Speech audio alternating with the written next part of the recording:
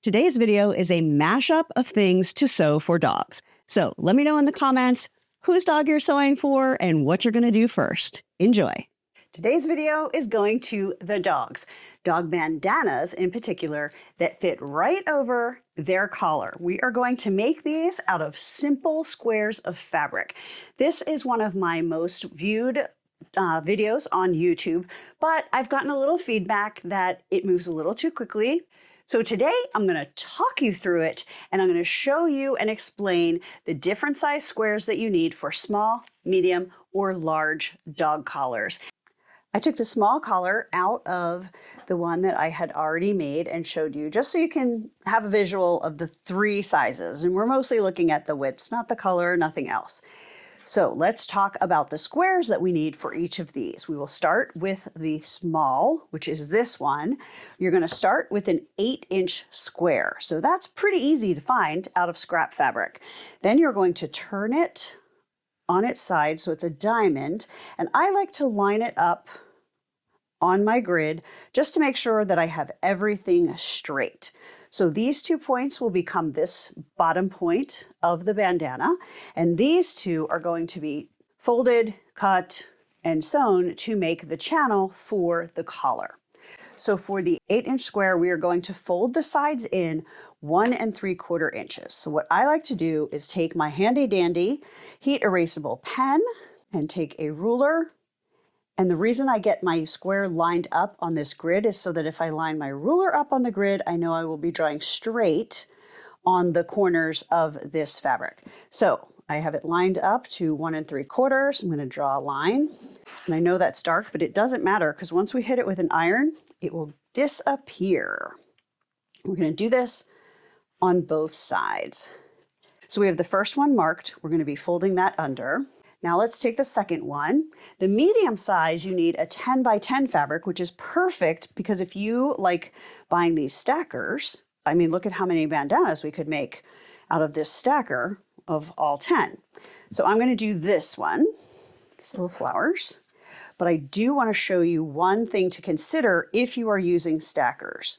This is directional this way, but when we turn it this way and fold it and it becomes the bandana, it just doesn't look good because everything's sideways. It's not going this way. So don't use a directional fabric if it's already pre-cut into a stacker. Now, if you want to use the directional fabric, you can always cut it, but just make sure you cut it so that the direction is going this way. Hopefully that makes sense. But anyway, that's going to save me some time. Don't have to cut the 10-inch. I just have to line it up on my grid. And then for this one, we are going to fold the sides in 2 inches. So I'm just going to put my ruler 2 inches in, draw my line. And this one has to go in a little bit more because this collar is wider than this one. So we're going to be needing a wider channel. So we have the small one marked, the medium one marked. And now we need the large one. So the large dog bandana needs a 12 by 12 square. That's for this one. And again, we're just going to do the same thing. I'm going to line it up on my mat. And this one we're going to fold in 2.5 inches. The side we're going to mark, line it up on a grid so that it's easier to just double check 1, 2.5, because you're using your ruler, and I'm also using the grid to make sure I'm drawing these lines in the correct place. Okay, large, medium, small. Let's grab the iron. So we're going to iron and fold on all of these lines that we just drew, and the lines are going to disappear when the heat hits them. So you want to make sure that you fold that over and kind of finger press it right on that line.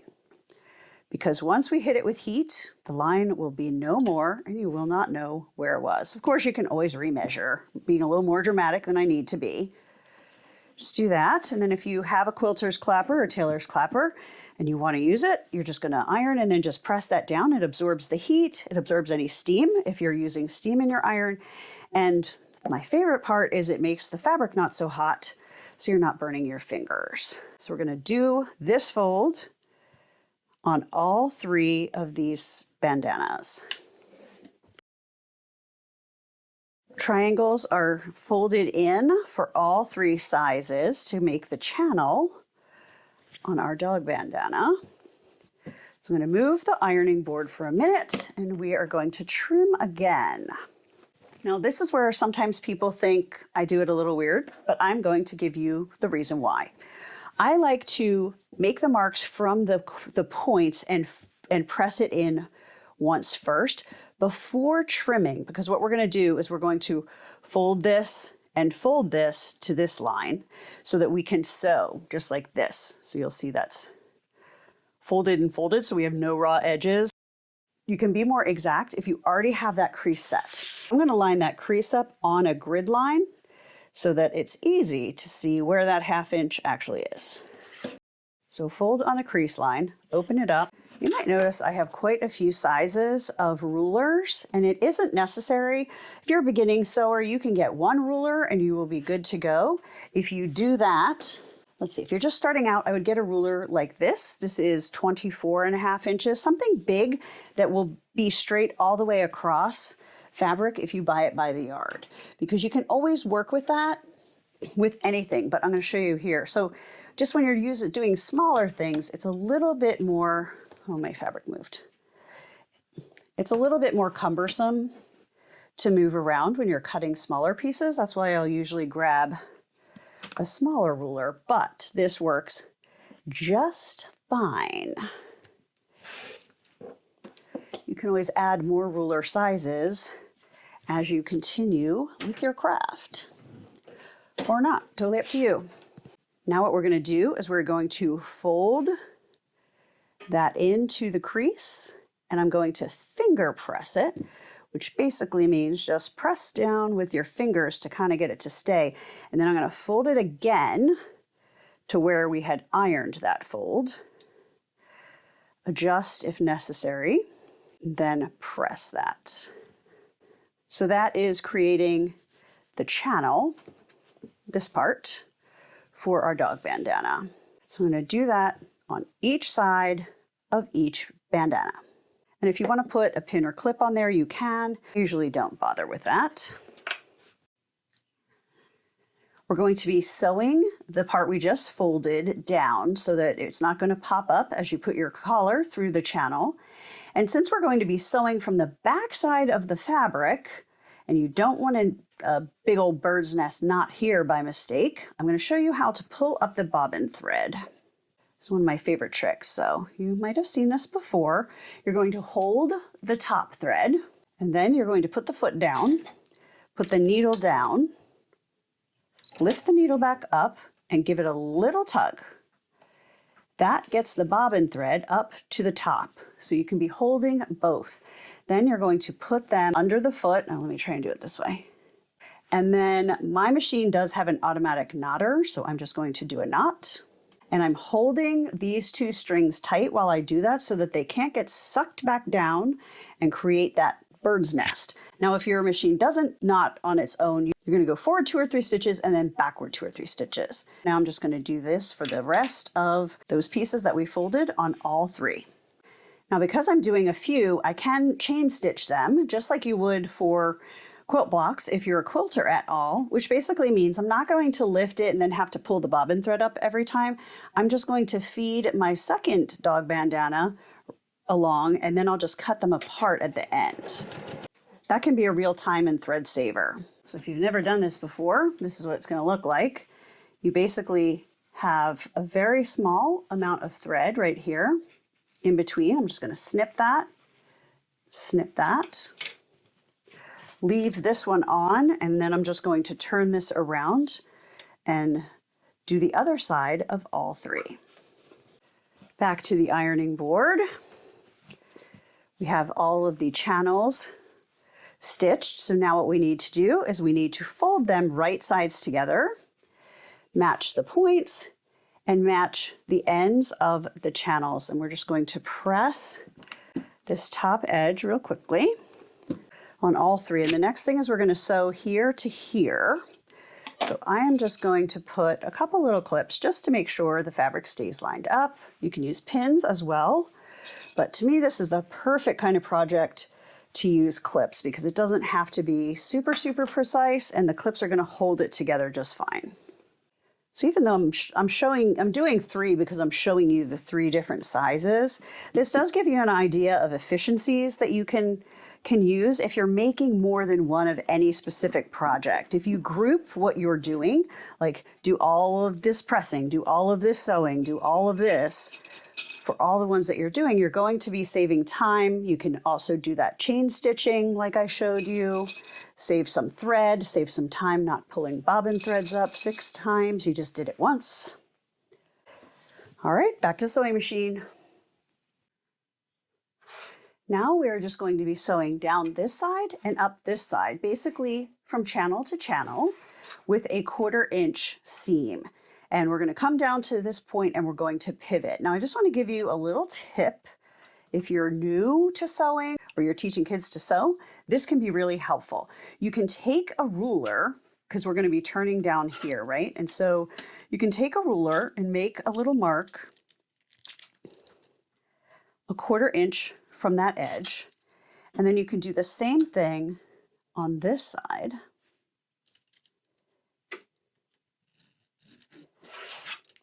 And then you or they won't have to pay as much attention to where you are based on the foot or the markings on your sewing machine. You can just go to that point, pivot, and move. And it's going to be a really big confidence booster for beginning sewists. Even though my machine does have the automatic knot, I'm going to go back and forth on both ends because we're going to have to turn this through this pretty small channel, especially on this small one. And it's going to put a little bit of strain on that seam. So I like to reinforce it by going back and forth. So you'll notice my needle is at that mark, or almost, let's see. Yeah, it's like a hair before it. Now it's a hair after. And these markings on my 1/4 inch foot are at the edge of the fabric. So that, if I don't mark it, that is how I know that it's time to lift my presser foot and pivot to do a 1/4 inch on the opposite side. And just like with the last one, we can chain piece these. So I just overlap it where I can, make sure this is going to be lined up with the edge of my 1/4 inch foot, and just move forward.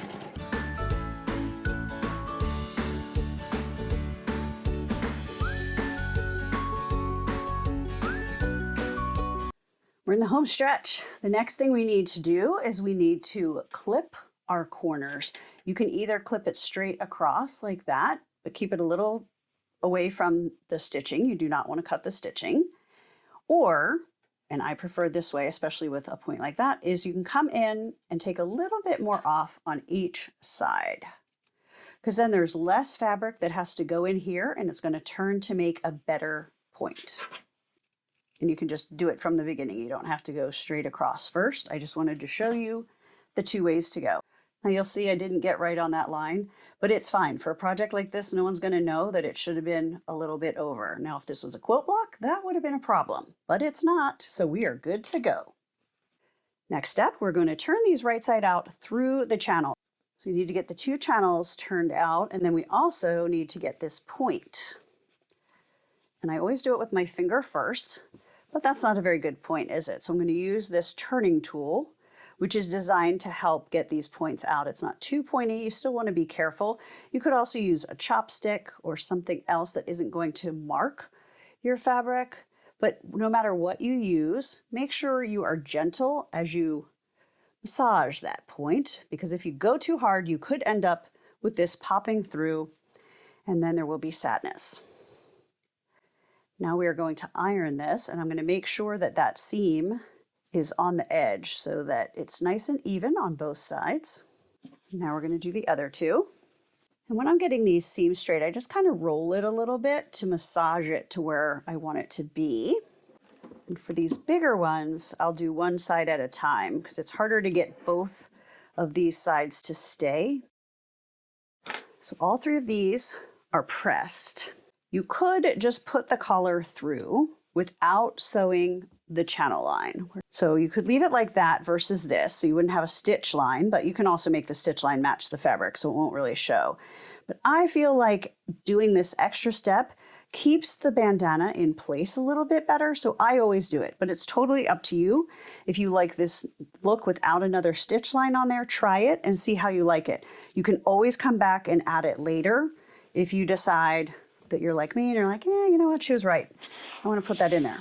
So what we're going to do is grab our pen again, and I'm just going to draw a line that is parallel to this top fold and just about at the end of our channel. The main thing to do is you want to make sure there's enough space for this hook to go through. So even if we moved it up a little bit, it would be getting a bit tight because this has a little thickness to it too. So that is why we made these channels these specific sizes. Okay, 3 more lines to sew. Back to the sewing machine. So let me know how you would use these. Are you going to make seasonal bandanas for your own dogs? A lot of groomers will make quick bandanas for when they groom a dog. They send them home all fancy in a new bandana. This is also a great thing to sew and sell. This is very basic, very fast. Let me know in the comments who you're going to make these for, and happy sewing. Hi, this is artist Tara Reed, and I went on a mission to figure out how to make the perfect size dog bandana for your dog. And it was not as easy as I thought it was going to be. Now, obviously, an 8-pound dog is going to have different size requirements than an 80-pound dog. I knew that, but it's even a little bit trickier than that. For example, this small one is for a snap for the same dog that you need this one if you want to tie it.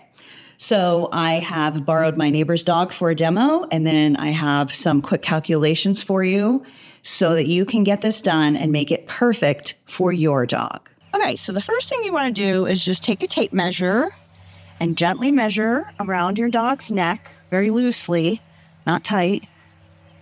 So we're going to say we got like 13.5 inches, and there's lots of room in there. So then when you are planning the scarves, keeping my finger where that was. So this is about 2 inches longer than the neck, so it's going to be perfect with a snap. Let's see how cute you look.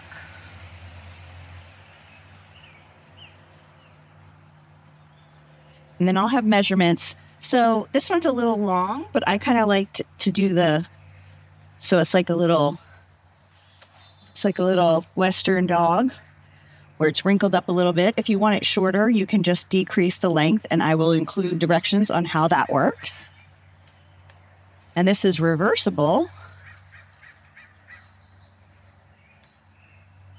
So if he's feeling just a little more plain one day, he can just wear the red. Now, if you want to do one that ties, you're going to take the length of the neck and then add about 10 inches. And then you have plenty of room to tie the bandana and still have it nice and loose. And this one is, you're being such a good model. And this one is reversible as well.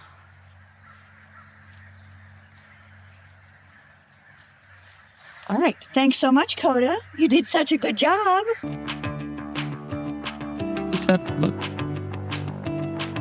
Now, the hardest part of doing a dog bandana is figuring out how wide to make said dog bandana.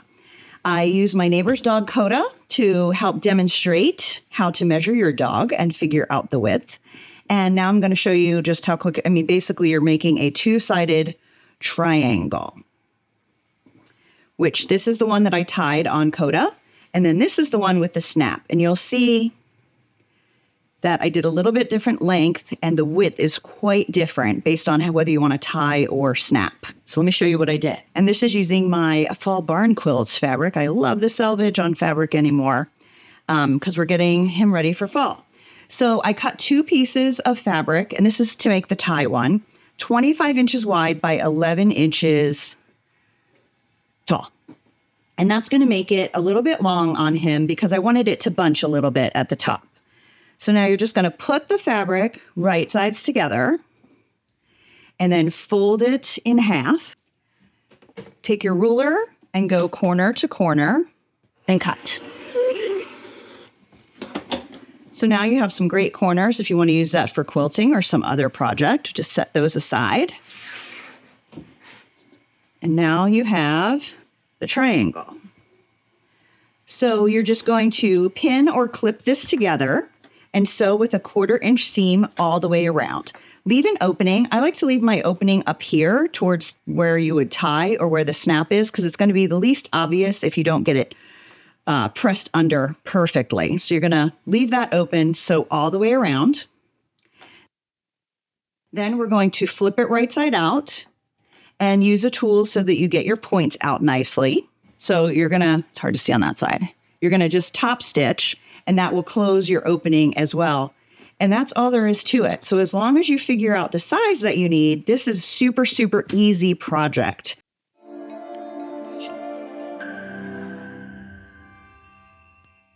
Let's get our dogs ready for the 4th of July, or just looking like patriotic little pooches. Today I'm going to show you how easy it is to make a dog leash using nylon webbing and fabric scraps. And I'm going to be using the 3 different star patterns that go with my July placemat pattern that I designed for Riley Blake Designs. So first, let's look at really quickly what we need. 1 inch nylon webbing. I just got a big spool of it, but you can also buy this by the yard at most fabric stores. Thread, I usually match, I match the bobbin to the nylon, and then you can choose a different color top if you want, but I'm going to use red for both. Then this is optional, but highly, highly recommended. It's a bias tape maker. I got a set of 4. It comes in 4 different sizes, but we're going to use this one, the number 18, and that is going to make the perfect fold and iron for 1.5 inch strips of fabric. It saves you a lot of time, saves your fingers from a lot of steam. Then we're also going to be using ironing spray or starch, however you want to use it. Fabric, cutting mat, ruler, rotary cutter, and that's it. So first thing you need to decide is how long you want your leash to be. And if you have a dog, I would just measure your favorite leash and see how long that is and make it that long. Otherwise, a standard leash is about 6 feet long.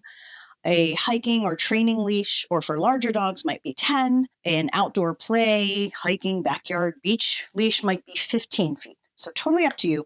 We're going to go with 6 because I'm going to give this to my sister or my niece, and they have pretty small dogs, that they're just walking around the neighborhood. I'm going to start by measuring out 6 feet of this nylon. I'm going to make this a scrappy leash. You could do one fabric that goes the whole length of it, but I want it to look a little bit more fun. So I'm going to alternate between the 3 different fabrics. We're going to cut any scraps that we have to 1.5 inches wide.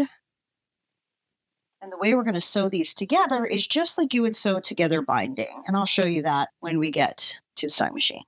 Be able to get a couple strips of this.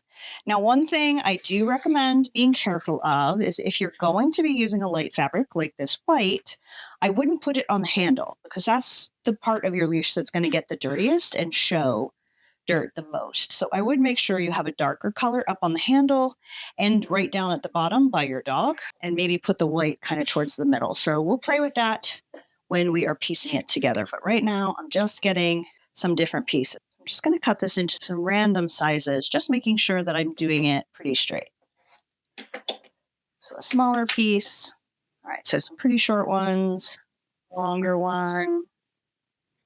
I'm quite sure that all of these pieces together are definitely going to be longer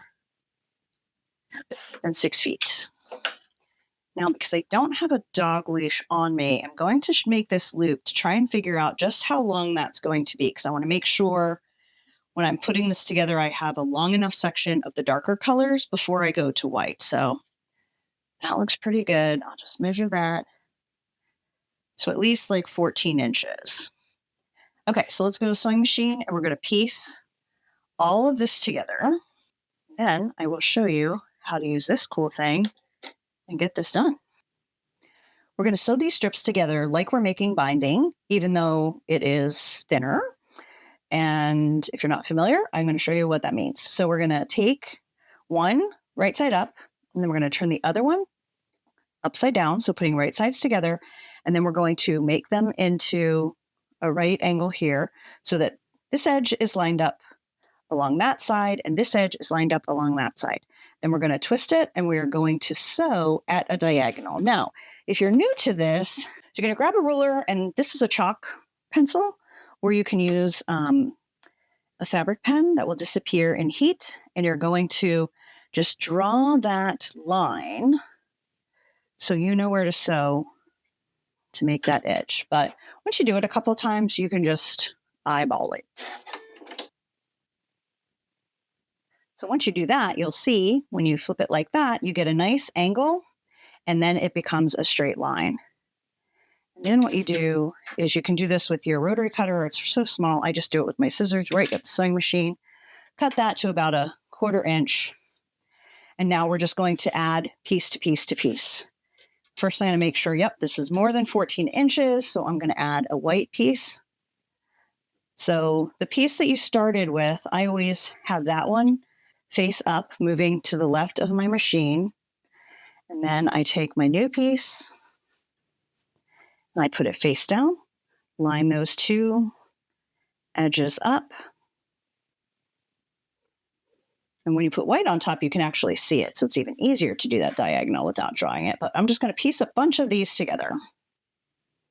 You can do 6 feet or more because we can also use these to do dog collars, but that will be a different tutorial. You really can't measure it until it's sewn together, because if you were to just measure the individual pieces, you'll see you kind of lose part of about that much for every one that you put together. So just always make more than you need. Let's see what we got. Like 8.5 feet. So we'll be able to decide which portion of this we want on our dog leash when we get it all set together. Okay, let us talk about our goal with this.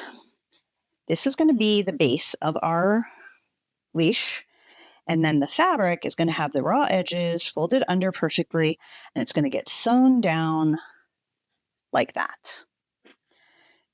We're going to use this, but before we use this, I'm going to show you your other option, which is not nearly as much fun, and you would have to do it wider if you want to do it this way. So the other option is kind of how I do key fobs, where you're going to iron it in half, open it up,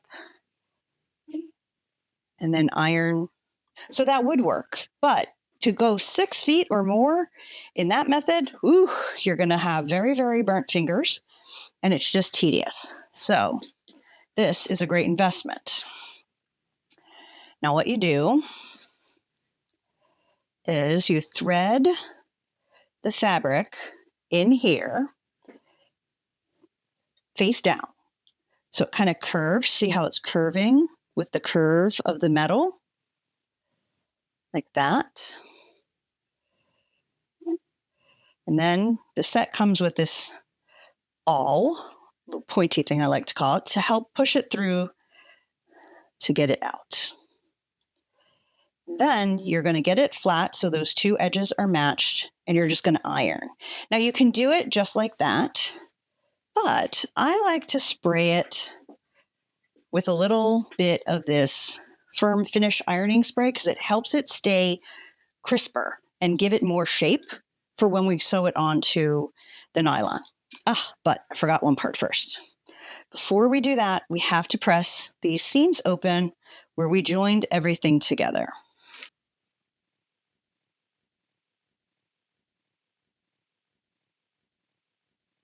Now, the spray stuff. Keep that away from heat, obviously. We're just going to shake it. Just follow the directions. There's all different kinds you could use. So what I happen to have, I'm going to shake it, and you're just going to kind of spray, and you don't want to get it too wet. Guide that through there. I just do this, and then I just move the iron as I slowly pull back. Look at how fast that works.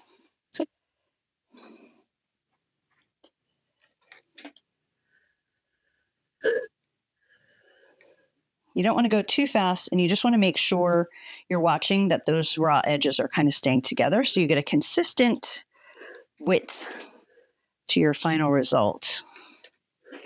The trickiest parts are when you hit those seams. This part was starting to heat up a little bit, so I'm going to use the loop, which I think I'm supposed to use anyway, but we do what feels right, right? Can you imagine how long this would take if you had ironed it in half, opened it up, and then ironed each edge in? Whew. So now it's ready. I singed the end, basically melted the nylon at the very end by just using this lighter and putting it just super fast along the edge. See how that kind of melts it? If you go too long, I don't know that it'll catch fire, but I wouldn't recommend it. Just do a teeny bit, and that just seals that, so it's not going to fray. And now we are going to sew our fabric right on top of there. Then we'll add the clip. I'm going to put a little tag in the handle part, and it'll be all done. So back to the sewing machine. If you wanted to, you could clip this all along to keep it straight, but I find it's pretty easy to just do it as you're feeding it into the machine. So I don't do that step. You do want to turn under this raw edge at the very top, and then when we cut it and do the bottom, so that that doesn't fray. So I'm just going to turn that under, and then I'm just going to sew 6 feet down one side, across, and 6 feet up the next side. So let's rock and roll.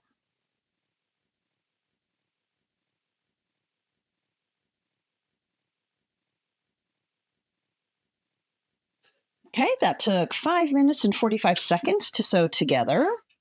Now we're going to have this end, because it's got lots of dark, to be the handle. The other end will have the hook.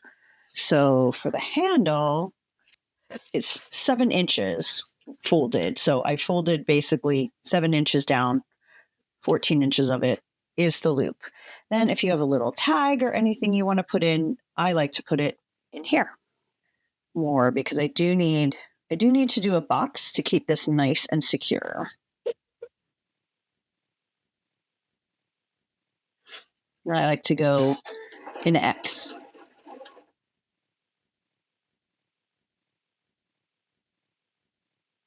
All right, handle is done. Little tag is in there. We're going to get to our other end, and we're going to take our 1-inch swivel hook. That's what's going to hook onto the dog's collar. You're going to string that through and bring it out about 1.5 inches. So this is about 1.5 inches, so that you can then again do like a little box, maybe a little bit less, to make that nice and secure.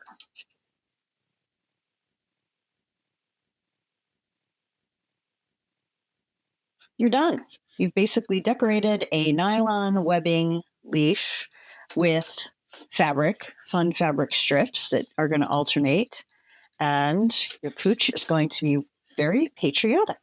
Grab your fabric scraps, because today we are going to make a scrappy dog leash that is made out of fabric scraps, 1-inch strips of fusible fleece, a clip, and an optional D-ring. Also optional is a quilter's clapper. I'm going to show you how and why I love to use that when we get to the ironing stage of this.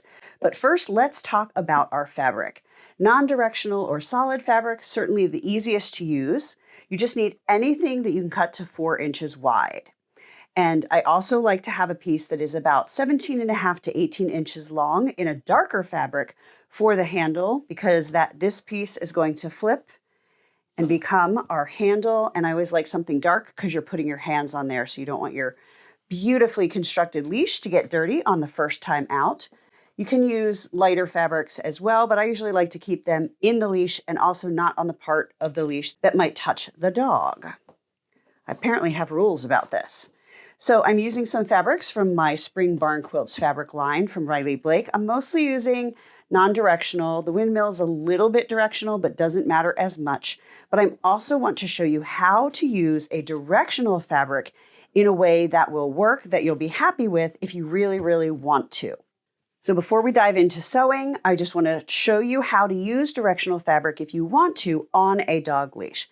Now remember, I told you we need pieces of fabric that are cut 4 inches wide, but only 2 inches of that is actually going to be showing on your leash.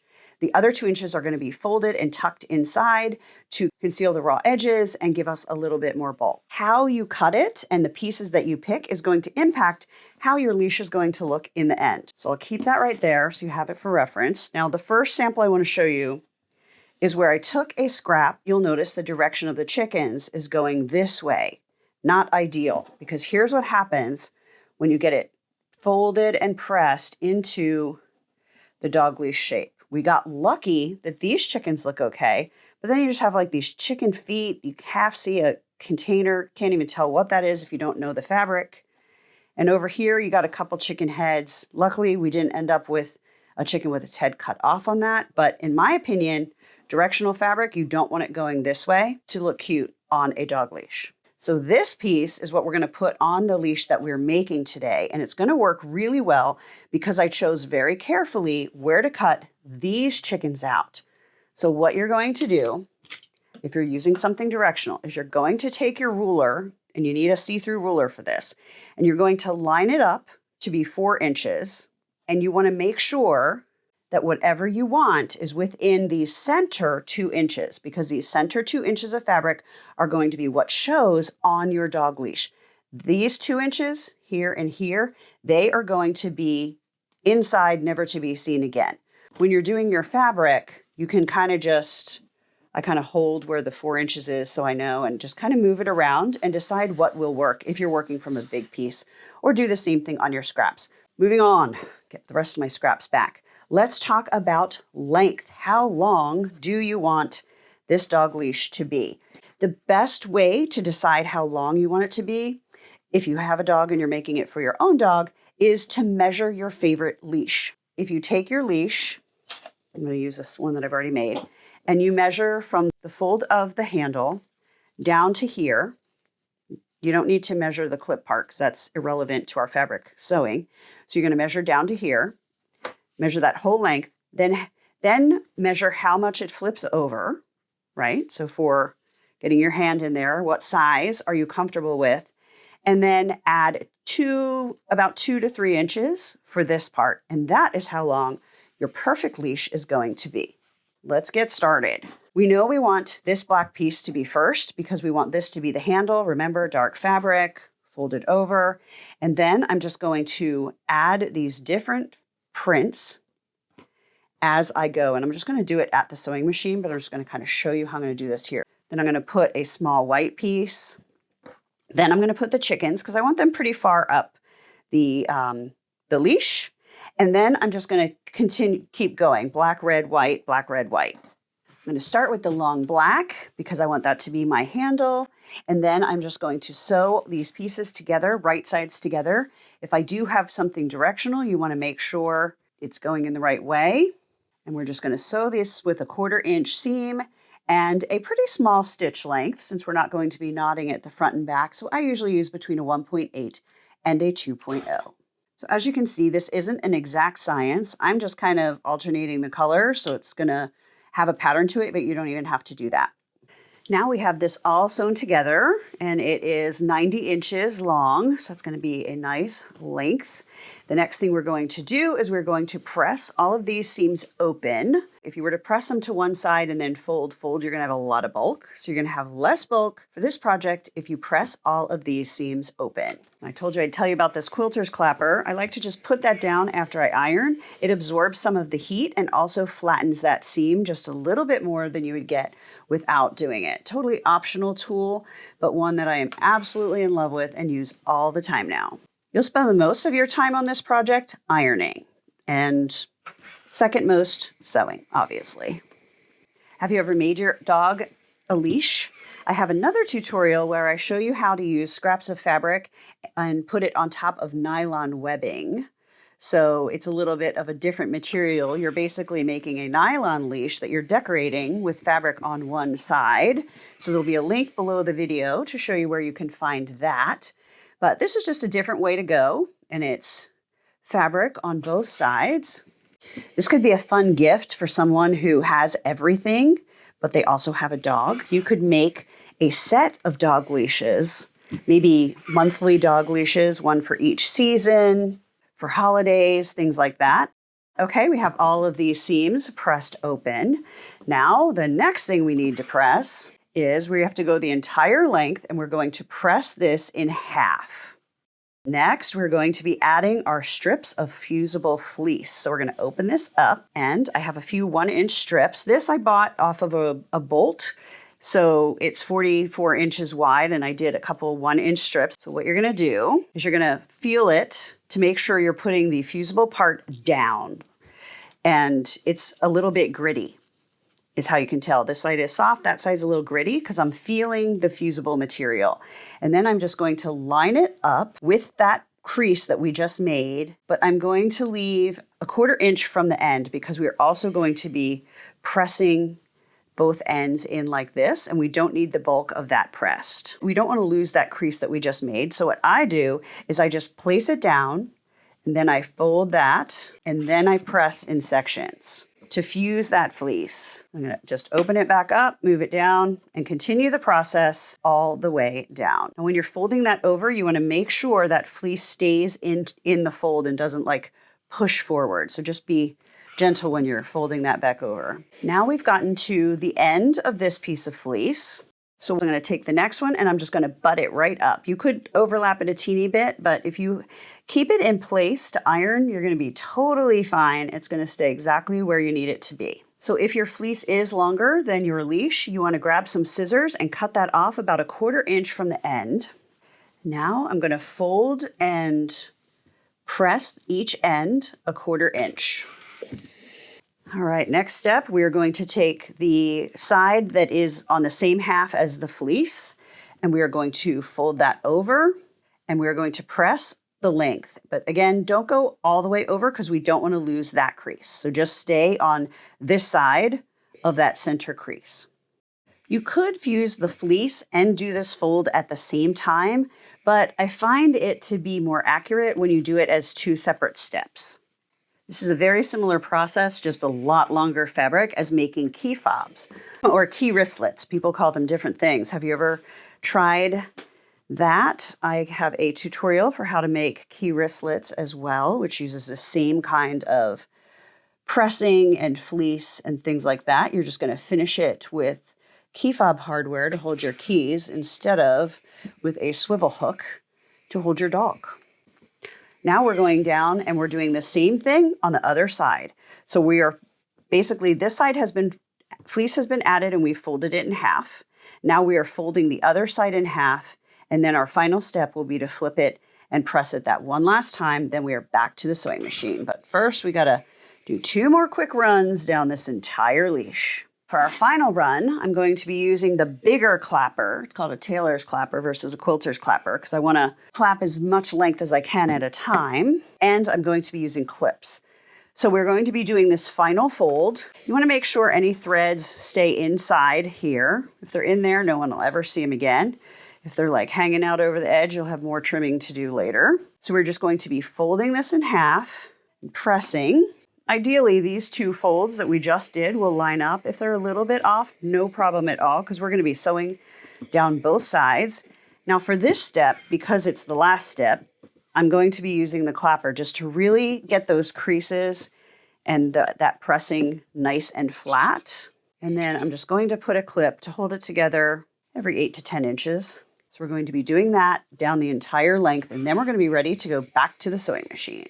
Now we have the entire length with fleece in there, folded, folded, folded, and we are going to sew just all the way around the 4 sides, about 1/8 of an inch from the edge, just to give it that stability and also to sew this part closed. So back to the sewing machine. And because this is really top stitching, I do use a longer stitch length so it doesn't take quite as long, because the 1.8 to 2.0 isn't necessary, so I usually use a 3. Now we just need to add the swivel hook, and I'm going to add a D-ring. That is totally optional. So first we're going to put the swivel hook on the end where you're going to attach it to your dog. So remember, I did the long black piece is going to be the handle, so I don't want to put the swivel hook on that side. I want to put it on this other end.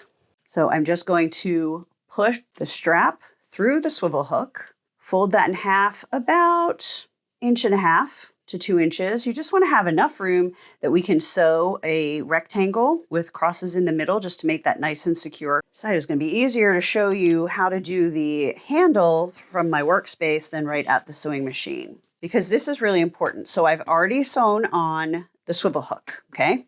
So we want to make sure that we are going to loop the handle the same direction so that this doesn't look pretty on one side, but then the handle is the opposite side. So what I do is I hold it like this, and then I just pull the entire length through my hands and I flip like that, because now we know that it's going to be folded over on the same side of the leash. And you want to fold it over about 8 inches, which is almost exactly the length of the black. And then always just put your hand in there and decide if that, feels pretty good. You're going to lose about an inch as we sew that on. So I'm just going to do it the black to the black. And I am going to put this optional D-ring on here in case I want to hook, or whoever I give this to, wants to hook anything on it. You might hook a little chapstick holder on there. This is another thing, and I have another tutorial for how to make the dog poop bag holder, and that can get clipped on there too. There'll be a link below the video to show you where to find the tutorial for this. So there's just different things. You might want to hook your keys on there, different things people might want to hook on there with their dog leash. So I like to add the D-ring. And I just leave it wherever because we're going to sew this to secure it first. And then we're going to move the D-ring down here. And then we're going to sew again just past it so that it holds it in place and it's not just flailing around your leash handle like it is right now. If you want to make a leash that is just one fabric, I made it with one piece of fabric. I did 2 cuts, 4 inches times width of fabric, and made the handle, flipped that over, and that was super, super quick to make. We have finished our scrappy dog leash, and here are the 3 different ways. The one that we just did, we just sewed straight. So you have straight strips of fabric in different directions, and you'll notice that these chickens look amazing because we knew just how to place them and fussy cut them. Not as amazing on the back side, but I think they look fantastic on the front. Or if you prefer this angled look, you're just going to put that together mitered, just like you would be making quilt binding. Or you can make it out of a single fabric. That's definitely faster and just a different look. So let me know in the comments which you prefer and which you think you might try. If you are ready to up your dog's fashion game for their next walk, let's make them a super cute dog poop bag holder with simple items you should have in your stash or can get at the Dollar Tree. And if you love sewing for dogs, you can also make it to match their leash, which, surprise, surprise, I have a sewing tutorial for that too, so look for the link. Let's get started. Let's look at a finished product. So this dog poop bag holder is made out of fabric. It does use a buttonhole. That's the most complicated part of it, but otherwise I wanted to use tools and materials that most beginning sewers will have around the house. So you're going to use a buttonhole, you're going to use a little bit of Velcro, you're going to create this loop, and then this is a carabiner clip, which I got at the Dollar Tree. Originally, they had the little ones that had 4. This time when I went back, they only had the big ones. So you can get 2 for $1.25 or 4 for $1.25, depending on what they have in stock at the time. And then they also sell the waist bags for $1.25. Such a deal. This would make this project a great thing to sew and sell if you're looking to earn a little extra money or a wonderful stocking stuffer or gift for your dog owning friends. So let's look at what we need. You're going to need a seam ripper or scissors to open your buttonhole, a little piece of Velcro. I just took this regular hook and loop and I just cut the piece and then I cut it in half. Then we're going to have a 2x3 piece of fabric to make our loop. And then this is 5 inches by 13 inches to make the actual bag. So the first thing we're going to do is you're just going to fold this in half, right sides together, and you're going to sew down both sides. Now, to get our loop created, we're going to turn it over and we're going to fold it in half and iron that. And it's a cute little iron. How many irons do you have? I have a big iron, I have this little travel iron, and then I also use my little Cricut Mini sometimes to iron. Let me know in the comments how many you have going for all your sewing projects. But anyway, back to our project. We're going to open it back up and you can see the crease that we made when we ironed that in half. And we're going to fold each of these raw edges into that crease. And you're going to iron on either side of it because we want to keep the original crease as well. I'm going to do the second side. And then we're going to fold that back, that a little press, let's move. We have to sew that. We have to sew these next. Now for the tab, I'm just going to sew really close. So our tab is ready. And now I'm just going to turn this right side out. Now I'm going to take this to the ironing board. I'm going to press it flat, and I'm going to turn this edge under and press that as well. So I will be right back. So now we're going to top stitch near the edge to keep that side closed. Oh, this is so much better of an angle for you. Okay, so now we're going to take half of the hook and loop tape, doesn't matter which half, and I'm going to sew it centered on the fabric, so there's about the same on either side. Okay, now with hook and loop, you want to make sure they are on the opposite side of the fabric. So what I'm going to do is I'm going to fold this over, put it kind of there, and then I'm going to position the other half so that they're going to meet when these sides are even. So that's going to make sure our closure works really well. And then I'm going to sew that on next. Now you can do your hook and loop. You just want to make sure it's on the opposite side. So we did that. You can do it before or after your buttonhole, because I just realized you're going to have to change your presser foot the same number of times. So now we're going to take this off and I'm going to put on my buttonhole foot. And I am using a Janome machine, which comes with this really cool automatic buttonholer. You put whatever button you're going to use, and even though we're not using a button, it makes the size perfect for me. And if you do have a Janome and don't know how to use this, then I do have another video about it. Let's talk about placing your buttonhole. So you're going to fold this in half, and you're just going to finger press, because we just want to know where that middle spot is. And then it doesn't matter which side you draw on. And I'm a big fan of using what you have. I love those because when you iron it, it just disappears. You can also use a chalk line, because once you sew your buttonhole, you're going to basically rip that part out. Or you can use a Sharpie, you can use a pencil, just whatever you have that you are going to be able to see. So I'm going to use the chalk so that you are going to be able to see it too, because I might be able to see the pink, but you are not going to be able to in the video. So you need at least an inch buttonhole, but because I'm using this automatic buttonhole, I'm going to measure how big the machine's going to make it. So it's going to make it 1.25 inches. So inch, 1.25 inches, totally up to you. So we're going to measure, and then I'm going to go 1.25 inches.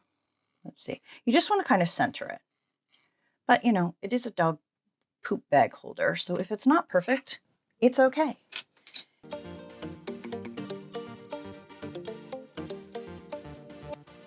So once you have the buttonhole in your fabric, you can either use scissors, poke a little hole in the fabric and cut with the scissors. Just don't cut any of the stitching. Or you can use a seam ripper. This is my favorite, Cindy's seam ripper. She's the owner of Riley Blake Designs and designed this thing. You just are going to poke that in there, or whatever seam ripper you use, and then just slowly push forward, because you don't want to get overzealous and cut through any of your stitching. So you're just opening the fabric in between the stitching. So now our buttonhole is done. We have taken our loop and folded it in half, and we're going to match the raw edges to the edge of the bag holder lined up with the buttonhole. And then I'm just going to use a little fabric clip and clip that there. Now we're going to fold this to close the hook and loop and make sure we have the two ends lined up straight. Now we're going to shift this so that the loop is lined up with your clip, so that it's going to be on the opposite side of the bag of the buttonhole. Now I'm going to put the clip through all the layers, which is quite a lot on that side. And then I'm going to put one down here as well. And now we're just going to sew straight across here and straight across here. And I'm going to double back where the fabric overlaps and where the loop is on this side, just to reinforce it.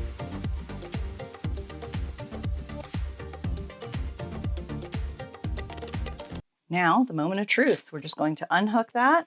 I'm going to flip it right side out. And now all we need is the bags, the carabiner clip, and we can hook it to the dog leash. So all you do is you grab your bags, open this up. You're going to pull the first one and put it through the buttonhole. Then tuck your roll of bags in there and close that Velcro back up. Then you're going to grab your carabiner, whether it's the bigger one or this one. Get your loop on there. And you're just going to put that onto the handle so you're ready to walk in style and clean up any business that your dog might do. In today's tutorial, we are going to make a simple dog bandana that will go right over your dog's collar. And it's going to have the little points and you can put bells on it. It's going to be super cute. So here is what you're going to need. This one is going to be a larger bandana, the one that I'm going to show you. It will be 12 inches wide and about 8 inches from the collar to the point when it is completed for a bigger dog. And then I will also have sizing and ways to make the same concept for smaller dogs as well. But I'm going to show you the bigger dog one first. The first thing you're going to need is a fabric that's going to go over your collar. So the green piece in the center, we're going to cut to 5 inches by 13 inches. We need it a little bit wider than the bandana triangle section because we're going to fold those edges over and sew them and want this green to be 12 inches when all is said and done. This is going to make the points. You're going to need 10 pieces of this because we're going to have 5 points, and this is 4 inches by 5 inches. Then you need 2 pieces for the bandana section. So you need 2 that measures 12 inches by 7 inches. So we can put this one aside for now. We need to do a little bit of cutting on these pieces. So first we're going to take the bandana part and I'm going to line this up on the mat. So the first thing we're going to do is I'm going to take a heat erasable pen and I'm going to make a little mark, 1/4 inch from the top. That's going to be our seam allowance when we sew it to this green piece. Then we're going to find the center. This is 12 inches wide, so it's going to be 6 in from each side. Put a little point there. And then I'm going to cut in between those lines. So now I'm just lining my ruler up between that point, and I'm going to cut off both of these outside triangles to give me the bandana shape for this over the collar dog bandana. And now we are going to prepare our points. So I'm going to cut these in sets of 2 and just keep them together. And this is 4 inches wide, 5 inches tall. So you're just going to cut from the top corner down to that 2-inch point so that we're making long, skinny triangles. And then I'm going to set them aside and keep them in their pairs of 2 because they're matched up perfectly to go and stitch together. Can be a little tricky to guesstimate where you need to turn to get to the 1/4 inch on this side. So what you can do is take a ruler and a heat erasable pen, put it on the 1/4 inch along that second edge, and then just draw a little line about where it's going to meet. And then you're going to know where you need to pivot when you get to that point. So I'm going to do that on each set. And then I'm also going to just put a pin down the center just to help everything stay in place as we move and sew these. Now I'm going to sew down both of these edges with a 1/4 inch seam. And you're going to sew until your needle hits that line that we drew, and then you're going to have the perfect point to pivot to do the 1/4 inch up the other side. Before we turn the triangles right side out, we're going to need to do some serious trimming because you can see there's very, very little space in there for all of this fabric. So you definitely need that top edge cut off, but then you also need to come down on the sides pretty close to that stitching at the end without cutting the stitching. We need to do that for all 5. Now we are just going to turn these right side out. And then I'm going to use this little turning tool very gently. You don't want it to push through your stitching. And you're going to get that point out as well as you can.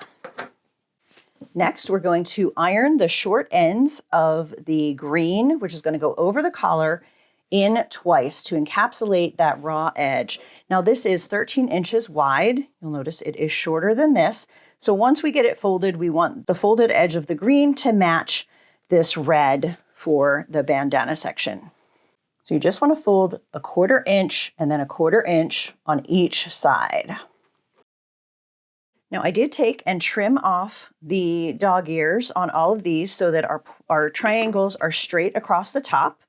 Then I lined up the bandana along a grid line so that we can place these properly. And I'm going to start 3/4 of an inch from the edge. So make sure you leave some room there because this is going to be stitched 1/4 inch and then that needs to be stitched too. So we need to make sure these are not going to get caught in those seams.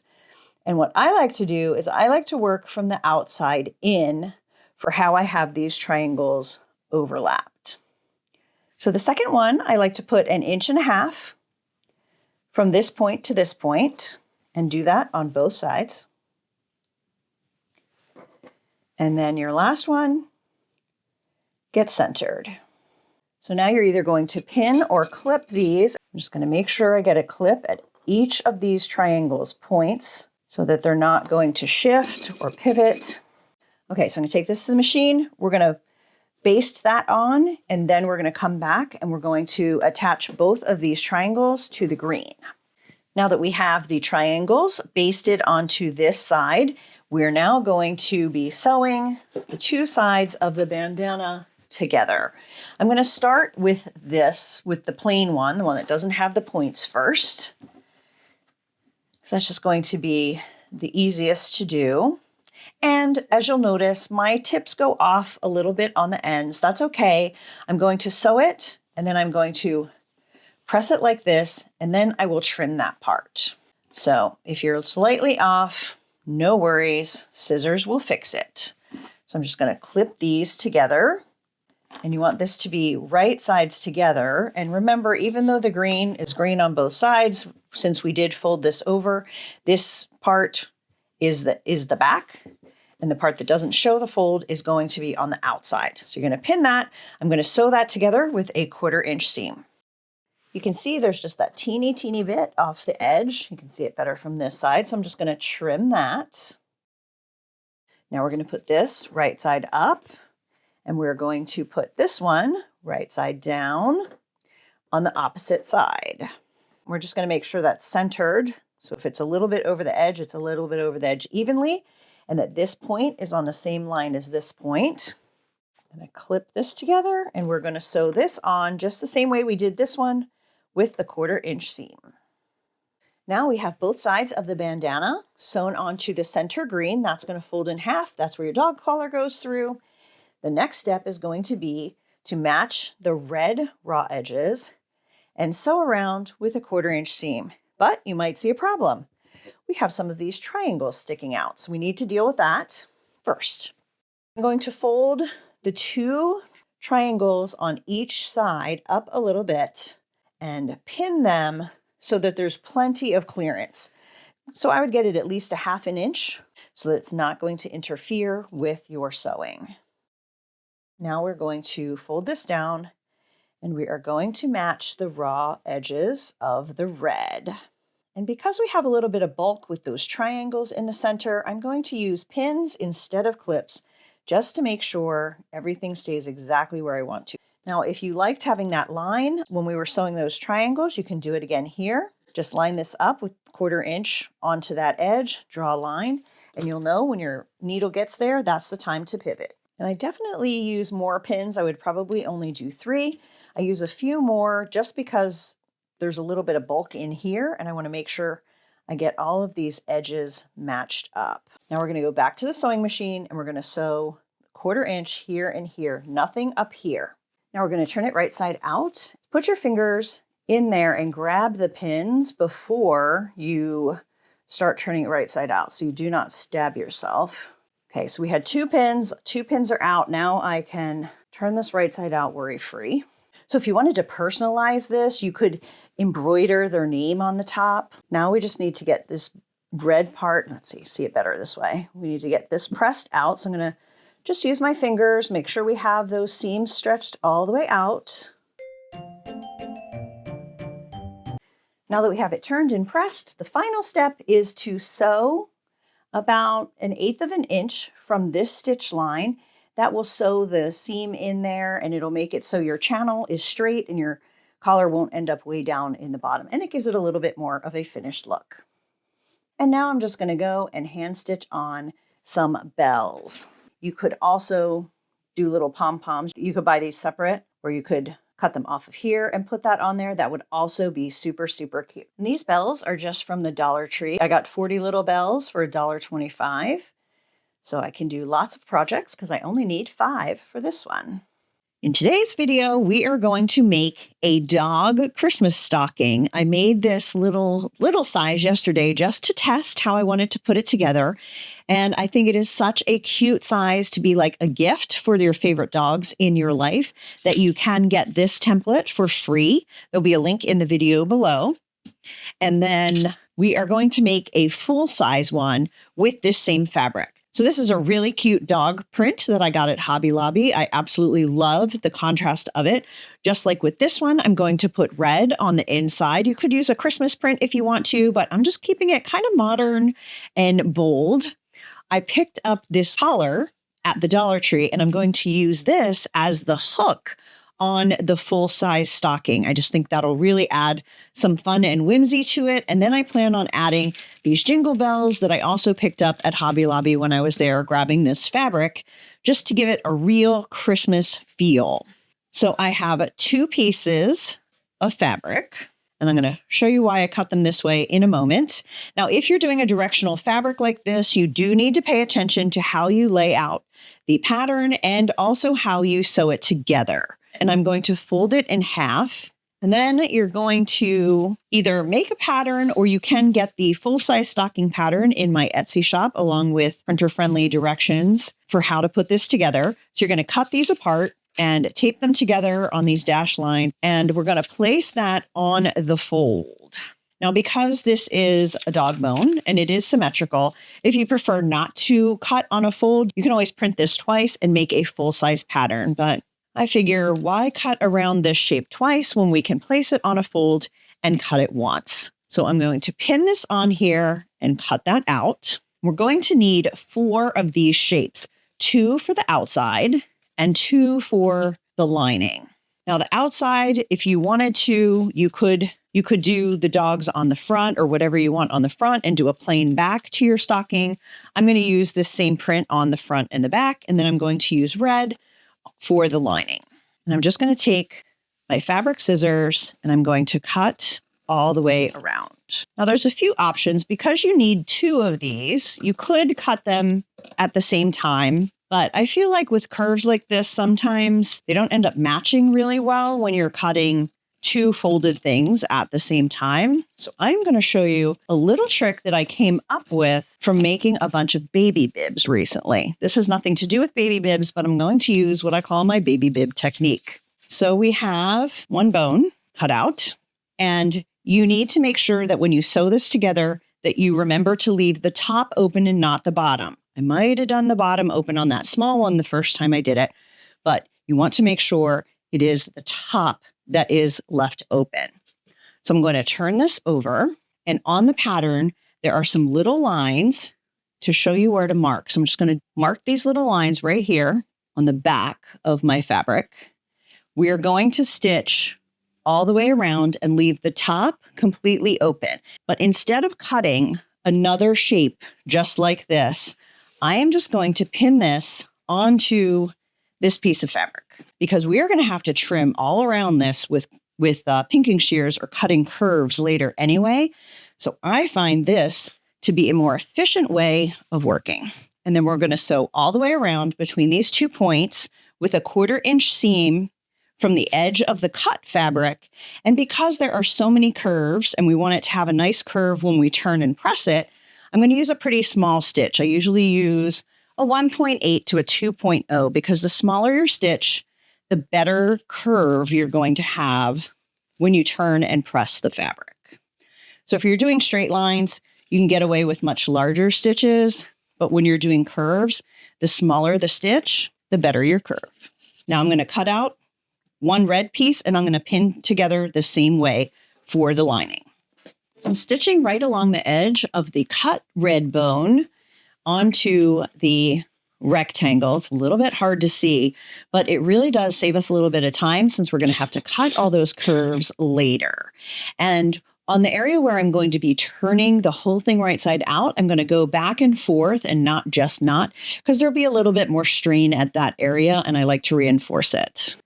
Now we have the bone shape sewn onto the rectangle for both the outside and the lining pieces. I'm a fan of pinking shears. They are, they're not the easiest to squeeze always, but the action of the squeezing like this, these fiskers, is a lot easier on your thumb. It uses the tendon very differently, and you can get these curves clipped a lot faster. And this is why I like to sew a shape onto an uncut piece of fabric instead of cutting the shape twice and then having to do this anyway. It just saves me a step. I'm just going to trim close to the curves without cutting any of the stitching. Using a combination of the pinking shears on the curves and straight scissors on the straight sections and on the unsewn curves at the top of the stocking to just get this done and ready as quickly and efficiently as possible. I'm going to set that aside, and now we're going to do the red. We're going to do the same thing. We're going to use the straight scissors on the straightaways and the unsewn curved edge and the pinking shears on the sewn curved. Now we are going to turn our outside right side out. Now I am using a duck cloth, which gives this stocking a little bit of shape and stability. If you're using 2 cottons or thinner cottons, you might want to add some fusible fleece to the outside. So you could just iron that on the lining or the outside fabric before you start all of your cutting and sewing. But if I'm using flannel or a duck cloth, I usually just use the fabrics and don't add any extra padding. So this is still inside out. This one is right side out. Now we are going to put the exterior inside the lining. You don't have to worry about really getting it matched up well down in here. We need to match these top edges. So we're going to start by matching these seams. You can use pins, but I like to use clips on this section. We're just going to get these edges lined up. But before we pin all the way around, you don't want to forget about the hanger section. So on the sample that I did, the small one, I just used ribbon and I put it right in that seam. See there? So I put that in, here. So I put it coming down here, I just clipped it right in there. But I'm not sure I love where it is. It hangs okay, but I don't love it. For the bigger one, I want it up here. So I want it kind of at the top of the curve on one side. And I want to make it more interesting because I want to really bring the dog accent in here. So I want to use the collar. We're going to open this up. So we're going to put half in here and half in here. But we need to decide how long we want it to be. I am really just going to eyeball it. And I'm not going to give you measurements because every collar might be a little bit different. Just looking at where the pieces are, where this thing is, where that is, where this hook is going to be, because you'll hang it like that. And then I'm just going to cut about 1/4 to 1/2 inch down from there. Just close your eyes and do it. It's only $1.25. Got that at the Dollar Tree. So this side is a single piece, and this side is a double piece. I'm going to take a lighter, going to quickly melt these raw ends so that they're not going to fray. By burning or melting the edges, you can reduce your bulk because you don't have to fold this over. You can just fold it in half and sew it together. Make sure if there is a design on your webbing, like the one that I got, make sure that is going to be on the outside when the clip looks like this. So then when it clicks together, it's going to be like that. You don't want this sewn raw edge on the outside. So just double check that. And then this was how it was going to be. So this one's a lot shorter than this one because we're planning on this kind of staying straight when the stocking is hanging. So we're going to put this at the top curve on one side. So what you're going to do is you're going to take this and put it in between these layers so that you're seeing the back. This is really important because we need to make sure we line both of these up in the same direction so it doesn't look twisted once this is sewn and turned. I mean, if it does, we can always use our seam ripper and fix it. It'll be okay. But the goal is to not have that happen. So then you're going to turn this over. You're going to have this one upside down. You're going to put it in here and you're going to line it up so it's at the same place. See right there? It's at the same place on the curve as the last one. Now, because I'm kind of paranoid, let's just kind of sneak that out and make sure that it's going to be right. That'll flip up like that, and that'll clip like that. Okay, I think we've got it right. So now I'm just going to clip the rest of the way around, and then we are going to sew all the way around the top with a 1/4 inch seam allowance. Again, using a small stitch length, like a 1.8 to a 2.0, because this is a lot of curve in this area. We are almost done. We're going to be turning it right side out. And if you want to turn it right side out and just test that hook before you use the pinking shears on that side, it's probably not a bad idea. So let's do that. Worked perfectly. Okay. Now I'm put that back in there. The reason you want to test before you do the pinking shears is that if you need to flip it, like if it got twisted and you needed to flip one, you would want to pull the seam out and restitch it while there's still more fabric and it's not pinked, like the pinking shear triangles aren't in there. So now we're going to grab these one last time and you're going to carefully clip the curves. I'm not clipping the dog collar because honestly, I'm not sure that I can. And I know for sure it's not going to feel good on my wrist to do that. So I'm just going to skip that spot. So I would love to know who you are going to make a dog stocking for. You're going to make it for your own fur babies? Or you're going to make it for your grand dogs? You're going to make them to sew and sell? And then what would you put in them? Are you going to get them some toys, some treats? Let me know in the comments what you would put in a dog stocking for Christmas. So we have that all trimmed. Now we're going to turn this right side out through the lining. It's going to look a little bit weird at first. Before we put the lining into the outside, we need to close this hole. So what I'm going to do is I'm going to iron all the way around. So I'm going to get this nice and pushed out. I'm going to iron that. I'm going to iron that. Then I'm going to pin this together. And I'm just going to use my machine and sew really close to the edge. If you wanted this to be a reversible stocking, you could hand stitch that so that no one would see it. But this isn't going to be reversible because this is definitely the better side. So I'm just going to put red thread in my machine and sew straight down there. I pressed the two ends and I sewed the turning spot closed. You can barely see it because I used the red thread that matched. Now we are just going to push the lining inside the exterior, and then we're going to get the bone sections. Can't really show you because I'm doing it inside, but we're just going to get that smoothed out on the inside. Then you're just going to pull this part to create the bone shape on the top, basically getting to the seams where the white and the red are sewn together. Then I'm going to take it back to the ironing board, and I'm just going to press that edge nice and flat. Then if you want to top stitch, you can. You could use a color. You could use white on the outside, red on the inside so that it doesn't really show. Or you can just leave it ironed. So for my little mini one, I just left it. I decided not to top stitch, but because this one is so big, I think I am going to top stitch it just to keep that part together properly. Using this for the hanging made it really easy to top stitch around it because it stayed in two pieces. So now you're just going to clip it together. And it's a long hook, but I love it. It is super cute. We could have maybe made it a little bit shorter here, but, you know, shoulda, coulda, woulda next time. If you want it to be shorter, make it shorter.